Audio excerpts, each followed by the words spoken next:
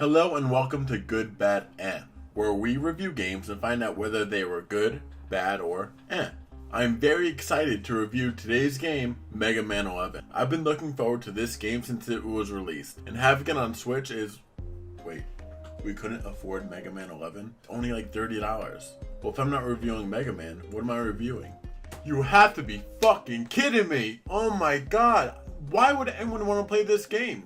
Do I really have to review this? Alright, here's some backstory on this little gem. This guy on the left, Kaji Inafune, used to be a character designer and producer for the Mega Man series. He decided to make a spiritual successor to Mega Man after he left Capcom, and he named that Mega Man ripoff Mighty No. 9. He went to Kickstarter asking for $900,000 and ended up collecting a little over $3 million. 20 of it was my hard-earned money that I regret giving him to this fucking day.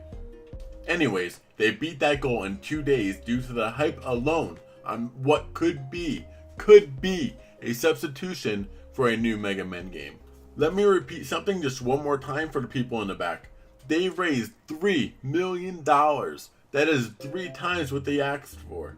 So you would expect everything to go smoothly, right? No, not at all. Complete opposite of that actually. Mighty No. 9 was scheduled to be released in April 2015. Then it got delayed to September 2015. Once again, it got pushed back to early 2016. And then in January 2016, it got pushed back for a third time, and it finally released in June of 2016. This game was released on Xbox 360, PS3, Xbox One, PS4, PC, and the almighty Wii U. Alright, let's finally get to this gameplay.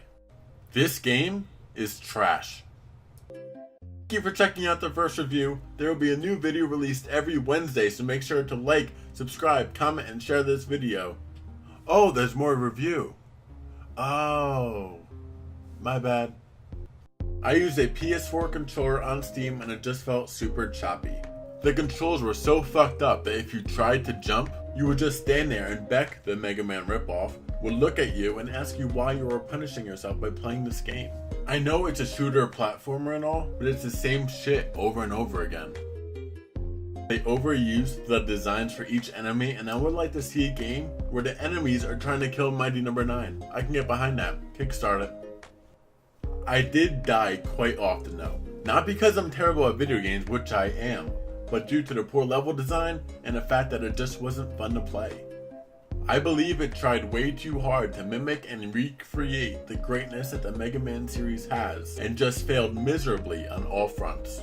This game looks like it was a launch title for the PS2. How are you going to release a game in 2016 that looks like this? I understand that indie companies usually go with the 8 or 16-bit graphics due to budget reasons, but these fuckers made $3 million and it still looks like garbage.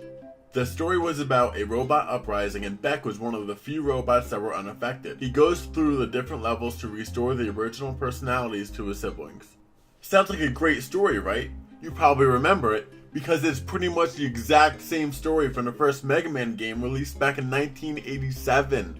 Dude, you were the character designer for that game. When thinking of this story, how did you not think to yourself that this sounds kind of familiar? Or is it like this, where you just had to copy the homework but not make it too obvious?